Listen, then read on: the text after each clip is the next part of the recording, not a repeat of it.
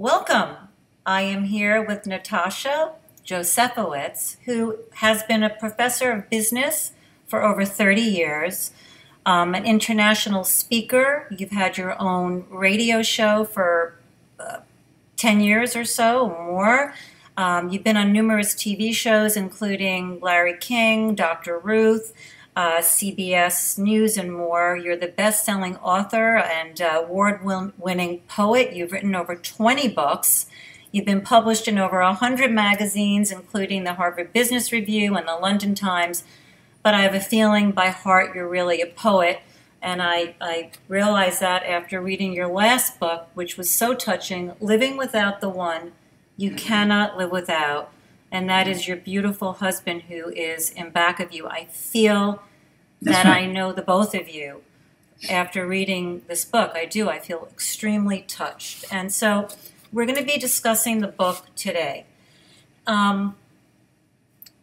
What really touched me about this book was you chronicled all the stages that somebody goes through when they know the inevitable is coming and they're losing that person. Death is something that we avoid in this culture, so it becomes taboo and people are very uncomfortable with it. So a lot of times you can feel that you're alone. And I feel that you've opened up a whole area that we really need to pay attention to, which is death and its grief, and it's how do we navigate through this experience. And you really had it chronicled so beautifully. So first of all, I'd just like to hear what you feel about the book, and then I have so many questions, but about what your feeling is right now after writing this book. And it's 5 years since your husband has passed. Well, actually, when I wrote the particular poems, it was at the time that I was feeling it. And one of the things that's really important, and this is part of the way I work, is one has to be willing to go to places that are embarrassing or hurtful or is ashamed of or scary. One of my mottos is identify the fear and then go there. And so whatever was going on in my life as my husband was dying and then finally died, and then the weeks, months, and years afterwards, whatever I was feeling, I just put it down without a thought that this might ever be helpful to anybody, which it turned out to be, but that was not the intent. The intent was therapeutic for me. I needed to put it down. And then what happened is other people went through some of these same phases. I started thinking, well, that's interesting. I wonder if my pain is similar to other people's pain, because my husband and I say pathologically symbiotic. By this, I mean, he was a professor of economics. I'm a professor of business. We do everything together. We teach together. We write together. We consult. We do everything. And then he dies. And I'm a mess. So much pain. I thought, everybody has that much pain? Well, I'm an academician, so obviously I wanted to research. I interviewed 50 people, mostly people in the older age group that have fewer resources, because my age group, really, the parents are dead, the kids have moved away, or anyhow, they have their own lives. And also, we don't have an identity. We're not in the workforce. So how do we manage isolation and grief? And let me say one thing before. I want to say one thing. Yeah. And you are unusual in that you are a very active intellectual woman who's involved in a lot of things. A lot of other people don't have that outlet, don't even have that expression. Even the writing was cathartic for you. It was therapeutic, right? Yes, yes. So, but that's, anybody can journal. I mean, I happen to write in verse form, when all it is just little lines this way as opposed to this way. Anyway, do you remember Elizabeth Kubler-Ross? Yes. This is 35 years ago. She wrote really an important book at the time, The 5 Stages of Grief. Well, she wrote it for people who were dying, and the media took it for people who were grieving. And so it didn't quite work, but it did help. You put a name to a feeling, and then you don't feel so crazy. So yes. I decided, well, there is something else going on, and I'd like to update what she did. And so I have something that I call the 7 emotional states of grief. And this is something most people go through. They get recycled, they're not cast in stone. But the fact that you can tell somebody it's normal that you're feeling abnormal. If you were not feeling abnormal after the death of your spouse, I would worry. And so it gives permission to people to have the feelings of whatever they have. We can talk about some of these states if you like. I would like to. I have so many questions. And the first question is, before I go into some other areas, questions about your poems is, do you have a spiritual connection? And do you feel that helps going through the grieving process? This is a difficult question. I tell you why. After Herman died, I sat in my bedroom and I said, okay, Herman, energy never dies. Therefore, your energy. And I put out a candle and I said, so, blow out the candle. Oh, okay. Rustle the curtain. Okay. Feel a little breath on me. Something. Let me know that you're around. Nothing. So I get upset. Herman, you're supposed to be doing something around here because people say they feel their loved ones when they're gone. I feel nothing. Nothing. So, but I still think that energy never dies, and therefore there's energy out there. Well, I'll tell you something weird. But this is weird. I haven't told anybody. Okay, I'll tell you. I want you to tell me. I was the first woman in 1987 when the Supreme Court said they had to have women at the Rotary. I was the first woman at the Rotary, 550 men and me. So some long speeches and then big lunch. So guess what? Fall asleep. Whenever Howard was next to me, he would go, no, I'll wake up. Oh, okay. Well, I still go to the Rotary, and I still go like this, and something goes like this to me. Oh, my God. And I turn around, and there's no one there. So, I don't know. You asked me the question about spirituality. You just answered it. That's my answer. You answered it, and then there was another poem, and I forget which one, where you felt that you actually, he was in you. You felt that. Well, this is what happens. It's a Buddhist saying. When your loved one dies, the only difference is that he is not outside of you anymore. He is now inside of you. And I carry him. I carry him with me, wherever he is. I'm a better person because he's in me. He's a better person than I was. I'm not such a good person. Wow, I doubt that. But that came at the end of the book. I'm going to start in the beginning. And the first question you answered. So you didn't immediately get a feeling or a curtain rustling or something moving, but you had a sensation that he was with you. Okay, yes. The first question's typical. In your poem, The Gifts of Love, is it better to have loved and lost than never loved at all? Because you questioned if bad memories were the same as good. And I would, after knowing people that have been in relationships that were not like yours, what I find is they tend to embellish the person and make them better after they die, but it doesn't seem to be as traumatic. So what's your feeling about, is it better to have really loved and lost, and is there a difference in memories? This is my personal opinion. It is better to have had any experience at all than to not have had it. We are just richer by anything that we go through. Now, of course, we prefer not to have known death, but then that is an inevitable part of life, and that is the price to pay for having loved someone, is that we are vulnerable. As human beings, we're vulnerable. And if we love someone, then loss is always possible. Of course, I would.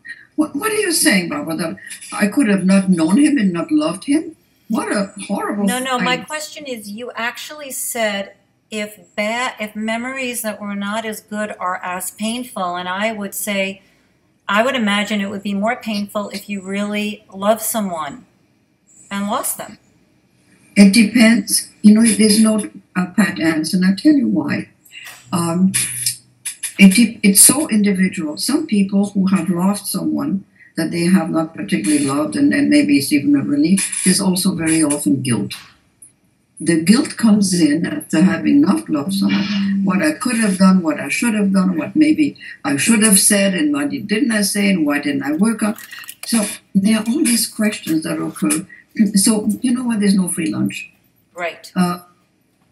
Whatever it is, whether you have or whether you have not loved, loss is something so unnatural that it's always a shock. And that is, of course, the first state that I always talk about. Whoever you have known has died, there is loss. And the loss is shock. It is shock. And everybody handles it differently based on just their personal makeup and who they are. Now, you strike me as a strong, determined woman. And the fact that you were able to chronicle your pain, I think, is going to be a beacon for others. In Dancing Alone, you questioned if pleasure can be pleasurable without another, and I got the feeling that it took a while to get back to that, but you did. Well, let me ask you, Barbara, you stand and watch a sunset. It's a beautiful sunset, and you have pleasure, and you're alone. You watch the same sunset, and you're standing next to someone, and he says or she says, "Oh, isn't that beautiful?" You say, "Oh, yes, it's beautiful." You get a little bit of a shared feeling, and the sharing. We are social beings. We like to have shared. We like to have someone else. Has to do with mirror neurons, which is a whole different story I'm not going to talk about today. But it has to do with we feel better if we can share a pleasurable feeling or a painful feeling. Also, it is easier. So if we say it's better to share a painful feeling, the same thing with good feelings. It's easier, but sometimes there's no opportunity to. And so I stand and watch my sunsets alone and say to myself, this is beautiful. That's okay. But you quoted the Buddhist, and I've actually had my most profound experiences alone. Even if there's another person next to me, the feeling in me. So for me, in my experience, I would say that my most incredible experiences have been experienced alone, although you're right, we are social beings and we want to share. Now I'm going on to Inside Me, and besides your writing and also in Surviving in a New Year, what helped to move you forward? What are some of the tools that helped you?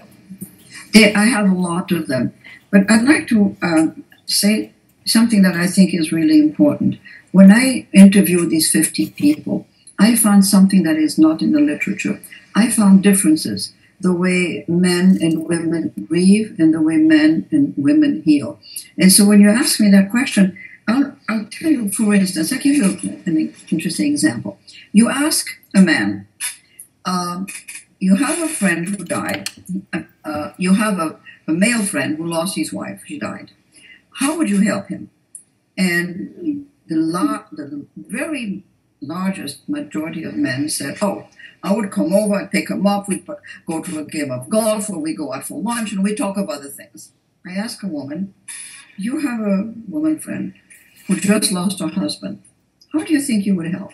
And the answer is, oh, I would come over with some food, and we'd sit and talk and maybe cry together. Totally different way of thinking how each gender heals. And that is really critical. I can give you some example of how men and women deal with loss differently. Would you like to hear about that? I would love to hear that. Okay, so I made a list. I'll tell you the list. First of all, what's really interesting is that after a man loses his spouse, the suicide rate of men is 6% higher than the general population. But within a year, have you heard of something called the food brigade, the casserole brigade? That is when they're single men, suddenly single, and all these women come and carry casseroles. Well, at the end of the year, he's already with the best casserole. Oh, yeah. I saw that. I saw that with my father. It took a week. When my mother passed away, they were all there, yeah. There you are. You know why? Because as a man grows older, the number of women available grows larger, and as a woman grows older, her pool of available men grows smaller. Can I tell you? I'll tell you a terrible joke. Okay. This is time for a bad joke. Okay, this is a resident community. A man comes in, a new resident, and a woman comes up to him and says, "Oh, you're a new resident. And where do you come from?" He says, "I just came from jail." "Jail? Why were you in jail?" "I murdered my wife." "Oh, so you're single." Okay, it's a bad joke. But It's a good joke. It says something that at the end of a year, a man is usually with a younger woman who has brought in a lot of casseroles. This is not the experience for women. At the end of the year, they're usually still alone. And there's a lot of interesting interviews I've had with people, and mostly women who have said to me, "I have been dropped by a lot of friends." And now we can talk about this is what the states are calling. But let me go through some of the okay, because I have a question about that. Okay, thank you. Okay, so first of all, I looked at something no one had looked at. I looked at birth order, and that came up as I was doing these interviews. The people who were raised as only children have learned some resources about being alone and about finding friends or dealing with being alone. The kids who were raised with lots of siblings have not really learned that. And when a spouse dies, these old ways, these old resources are still functioning. And so I found I've only interviewed 50 people. This is not statistically significant, but I want people to maybe continue the research. How does birth order really impact the way you deal with loss? And people who were raised alone deal with loss better. They find resources quicker, and they manage better, but coming home alone to an empty apartment. So, for instance, grief workshops. Women really like to go to grief workshops. It helps them to grieve and cry. The few men I've led some grief workshops, and I've attended some. And so some men come and say, "I don't like to see other people's grief, and I don't like to see other people cry." And then I thought, it's interesting. Why do people say crying helps? So I did some research on what are tears made out of. Now, I've only seen this in a very few articles. Tears from grief have some toxicity in them, so that in fact it does help to cry because it removes some of the toxicity from your body. You're kidding. I thought that was interesting. Oh my God, that's unbelievable. I never knew that. That's incredible. I didn't. It was news to me too. I had no idea. Then men increase their activity level. Women decrease theirs. When you ask a woman, "How are you doing?" she'll tell you. A man will say, "I'm fine."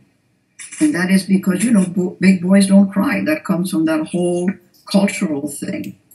I want to give you one example of what one man said that no woman could have possibly said it. Okay. I said, "Hi, I know your wife passed away recently. How are you dealing with this?" And he said, "Well, it's like golf. I miss a shot, I don't obsess." I'm thinking, oh my goodness. Loss is like golf, like missing a shot. I mean, you can't imagine a woman ever saying that. Because men compartmentalize more. Is that what you're saying? They tend to... No, I'm saying something else. I'm saying you also go into denial. And, you've heard the myth, Barbara, denial is bad. If you don't go through your grief right when you should, it's going to come back to haunt you. It doesn't. That is not true. Denial is a way of surviving, and if you're into denial, that's fine. I led a workshop for grandparents once, and I'll give you the two examples. One grandmother said, "I can't believe it. Every time I go to my daughter," because they have a double whammy. They're grieving a kid, their own grandchild, and they have the kid who's grieving. So when I go to my daughter's house, pictures of the baby everywhere. I don't know why she's not moving on. Next grandmother. I go to my daughter's house. There are no photos of the baby anywhere. I don't know. She's moving on too quickly. What is interesting about this is that there is no way to do it right. Everybody has a way to think about how someone else should do it. So the one who had pictures was fine. The one who had no pictures was fine. But what I want to say is that denial is part of the resilience, and some people can do that better than others. And there's nothing wrong with denial. So don't ever say to someone you're moving on too quickly, or say, you know what she's doing. She's already dating. That's fine if people can do that. So there's two things I heard you say that I never heard of. First of all, there's actual toxicity in tears, so crying is welcomed. But yes. But you're also saying that if people don't cry, or if people are in denial, that's their defense mechanism, and it doesn't mean it's going to come back to haunt them. That's correct. Really? And I'm surprised. To hear this. This is important information. So that denial can be healthy for those who use it. And I want to talk to you about depression. What's interesting about depression is that women show depression in very different ways than men do. Women, they're exhausted, they don't sleep, they can't eat, they're exhausted, they're tired all the time, they feel hopelessness, how do I want to go on living?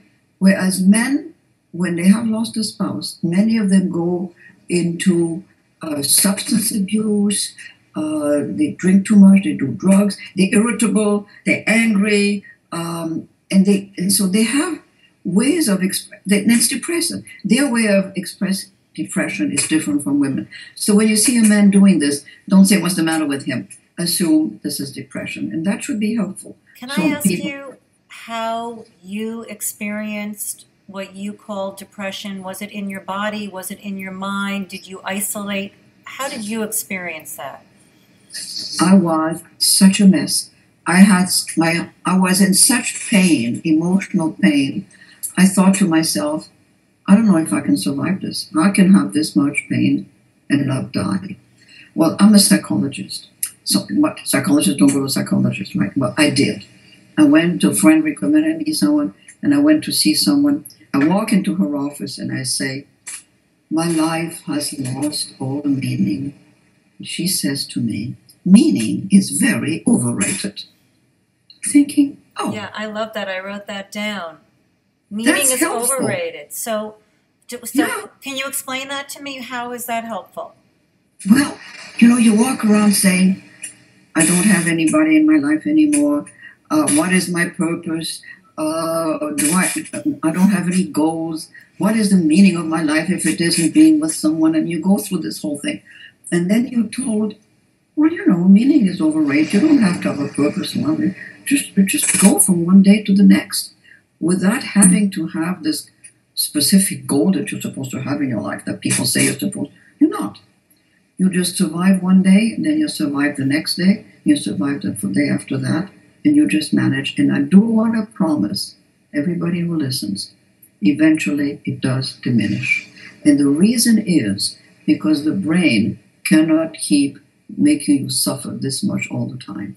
So there is a natural bodily brain help to release some of that pain, and one does move on. But what about people that have to go on medication because they're so depressed? Okay. All right. I would like to talk to you about my 7 emotional states. One of the last states I call post-grief. These are people who don't heal. These are people who move on. These are people who are still poor me.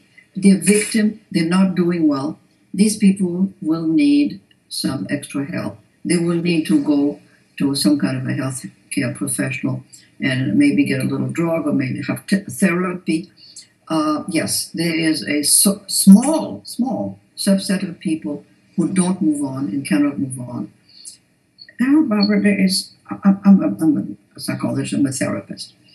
There is something that we always find is that when someone is doing something that doesn't work according to us, that's irrational, you wonder what are the secondary benefits? What are they getting out of not moving on?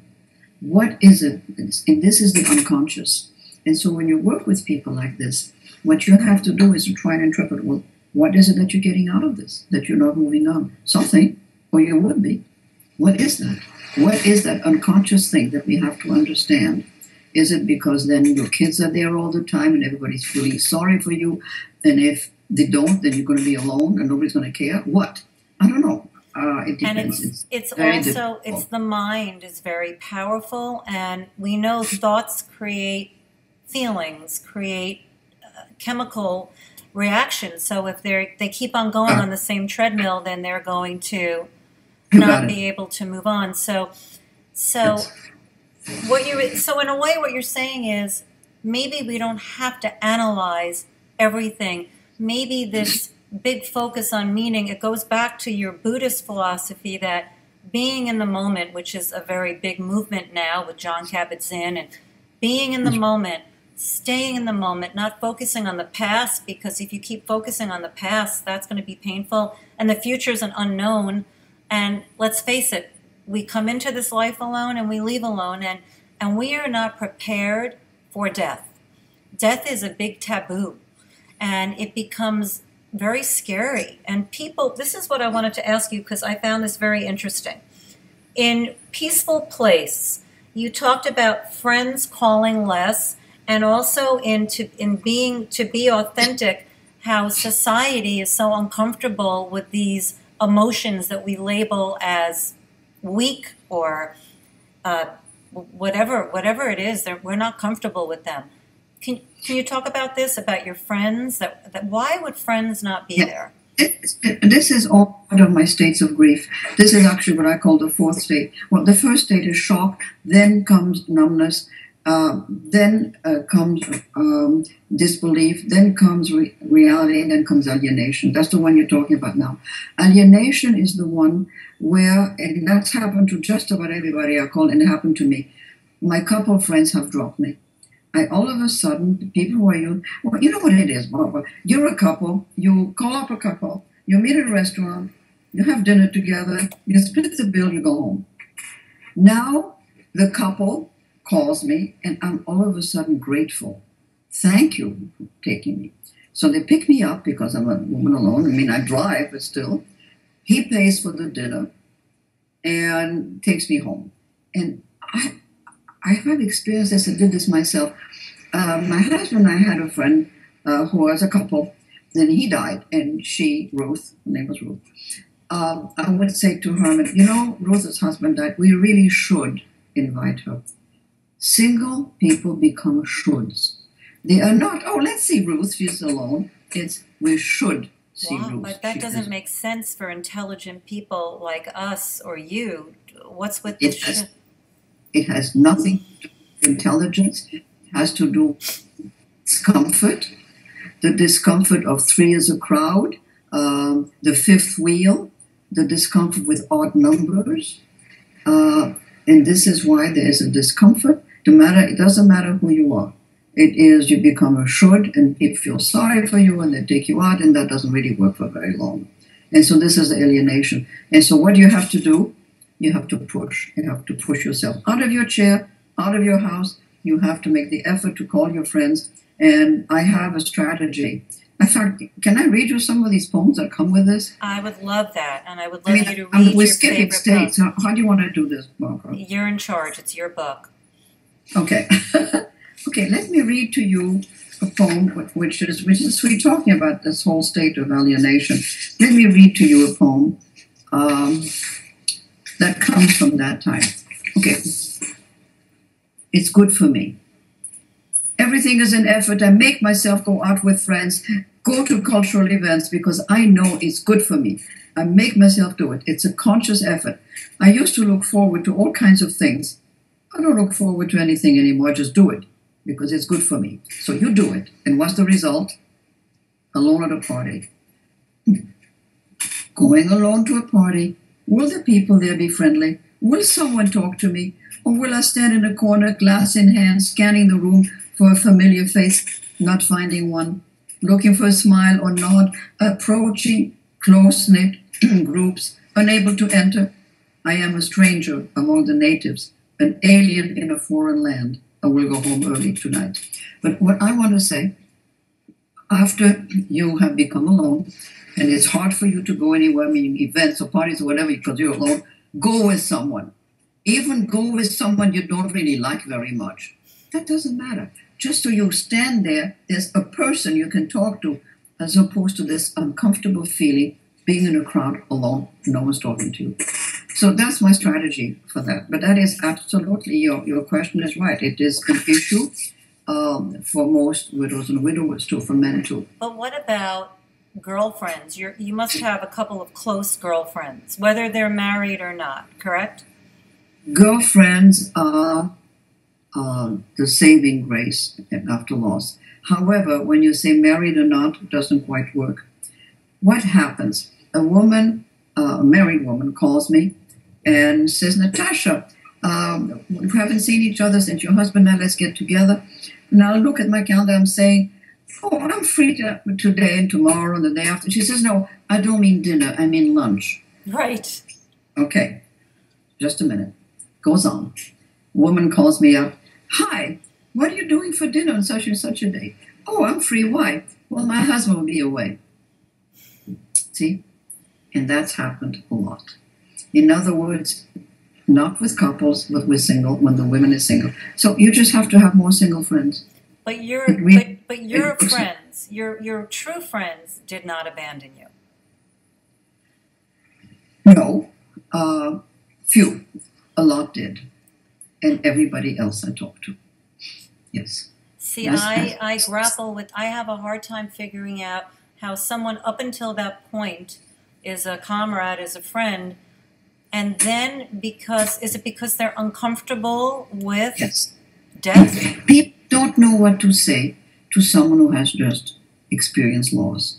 And there's so much awkwardness, it's so difficult that we see you across the street and they cross the street to not see you, not have to say. Natasha, can you read that poem that you wrote? That's one of my favorites. There's a poem about people not knowing what to say, and then at the end, I could tell you, you said that it'll pass, or all these things they say when basically all you really wanted to hear was, I'm sorry. I interviewed people and made a list of all the things that don't help. Like, the worst one is, you've been given a lemon, you'll make lemonade. Oh, that's painful. I tell you which one I really didn't like. He's in a better place now. No, he's not in a better place now. Better place was with me. No. I love that. That's so perfect. People say that a lot. Because they don't know what to say. You can move on and be more independent. I was independent before. I don't need to move on. I mean, people look for things to say. It does not work. And all of you who listen, I want you to hear, there's only one thing you can say is, I'm so sorry. And be there. The other thing that I would like to suggest, and that may be the most important thing I'm saying today. You have a friend who's just experienced a loss. Call every day. Because what happens, you wake up in the morning, you're alone. And you start the day on a bad foot. You're alone. That's how it's going to influence your whole day. You get a phone call in the morning. Hi, how are you? How's it going? What are you going to do today? Just that sets you up for a better day. And I had a friend who called me every morning. And now whenever I have a friend who experiences a loss, I call every morning. It doesn't have to be more than 2 or 3 minutes. But it helps tremendously. You do this for 2 or 3 months, and then, they have moved on. They're a little more resilient. They can do it. But so that's so it's 5 years. At what point did you feel you were lifted out of that darker place? There is not a specific period. It comes in fits and starts. Let me find a poem where this has really begun to happen.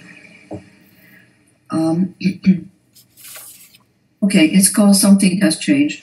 I used to dread coming home in the evening to silent, empty rooms, feeling so terribly alone. Tonight, for the first time, I looked forward to some quiet time in my quiet home. After a busy day, sitting down to read my mail, checking my computer, sitting down with a book, sitting alone, without feeling lonely. Something has changed. So that could be that day, and the next day could be that again. So it comes in increments where all of a sudden it's amazing. Oh, today I laughed, today I sang, I found myself humming. I'm humming today, I haven't hummed. So little pieces like this. It's not one fine day you wake up. You don't. It's a process. Pieces. You know what it is, Barbara? It's ratio. It's a ratio of good days and bad days. The beginning, all bad days.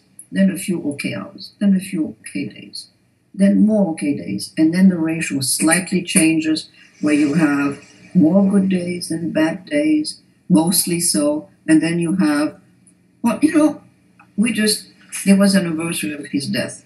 I had a bad day. Our anniversary, I have a bad day. This is 5 years later. Still do. Now, but it's one bad day. No, that's very wise. My son died last year. My son died last year. I still have a lot of bad days about that. Your son died? Last year. I'm so sorry. I didn't know that. Wow. My brother died 2 years ago, and my first cousin died 2 years ago. I've just had a lot of deaths that were people really close to me. And by the way, an accumulation of death is really rough. It's really, really tough. All these losses. Oh my God! Your husband dying before your son, did that prepare you in any way, or no? Was it the same kind of a process, or you're never Barbara, prepared? Never prepared for death ever, no matter who dies. In fact, you can be an adult and your parents die, and they're supposed to die at some point. My mother died when she was 96. You know what? You're never prepared to be without a mother. So it doesn't matter. No, never. My father's 98, and I'm going to see him tomorrow because they put him in hospice. And every time he would get sick, I would say to my brother, "Oh, we have to go now. He's going to die." So it's a running joke. And my stepmother said the other day, sometimes people live too long, but I think you're right. You're never, ever prepared for that tangible, that person who's there not being there. And again, death is not something that we talk about, and how we feel about it. It's almost we kind of run around and making believe that it's something that is not going to happen. Well, I want to tell you something. Obviously, your father is going to die, and you're not going to be prepared. No matter how much you think you're prepared, it's going to be a shock. One of the things about shocks, that is my first emotional state of grief, is that you're in shock, and this is the time you have to think about funerals, and you have to think about people coming, and you have to think where they're going to stay and what are they going to eat, and all of a sudden you have all these things you have to worry about. I would like to give you a suggestion. Have everything in place before. Do you? Do you have everything in place before? Do you have a place to be buried? Do you have service arranged? Do you have everything?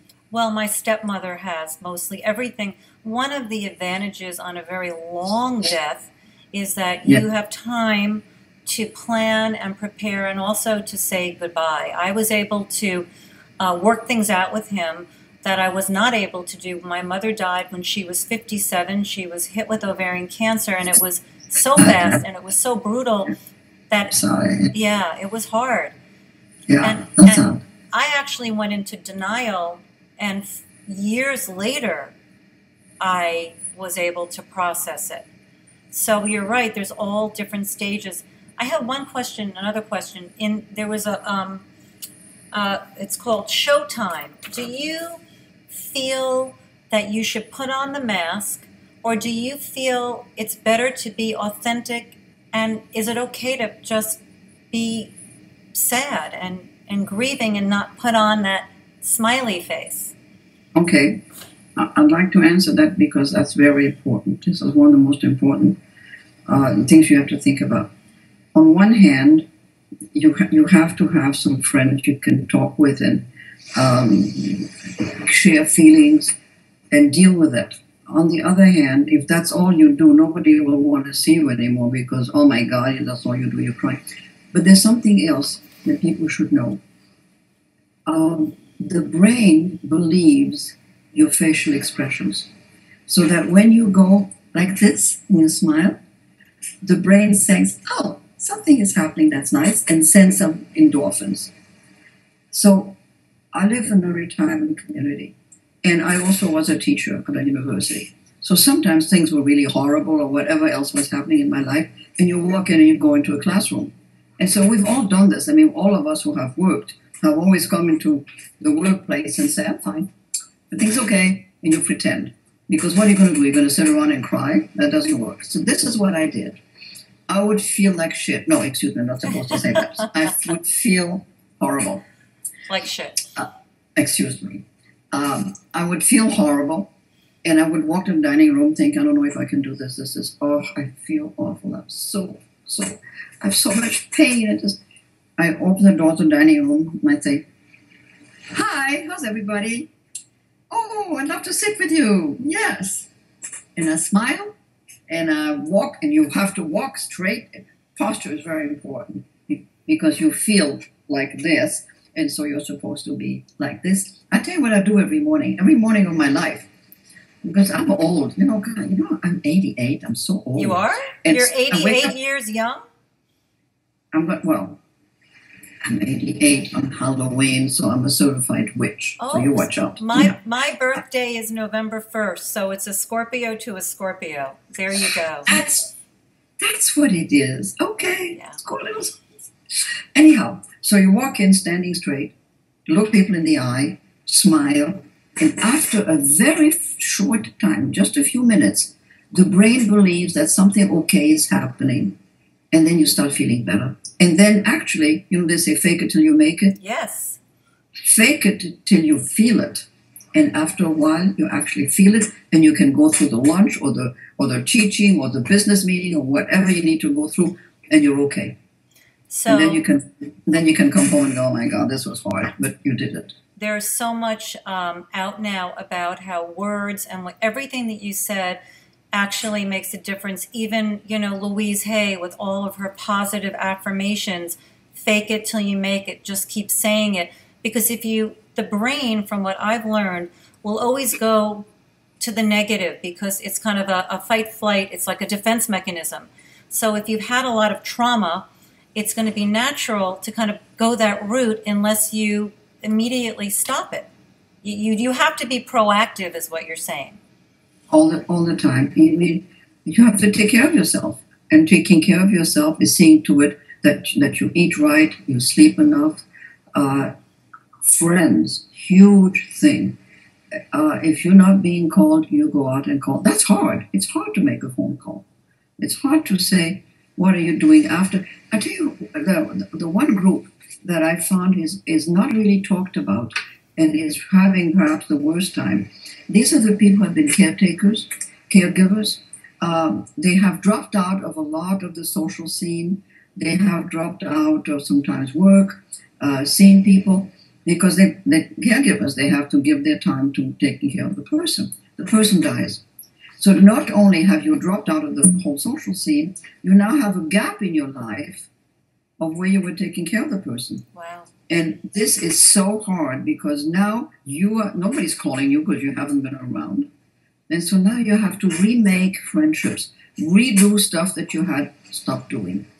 And so if anyone knows somebody who's been a caregiver for a long time, they need more help than any other group. You need to call them, invite them, take them out, see to it that they go out and do things, that they get some kind of volunteer activities. They have to have something to look forward to every day because they had looked forward to taking care of a person, and now there's no one. So that's a very difficult group. So, Natasha, what I'd like to do before we go into the whole aging study and how to live in a way that's going to be proactive and help you remain active, can you say the 7 stages of grief that you have found and just briefly give a little sentence about each one? Yes. Okay. The first one is shock, and that is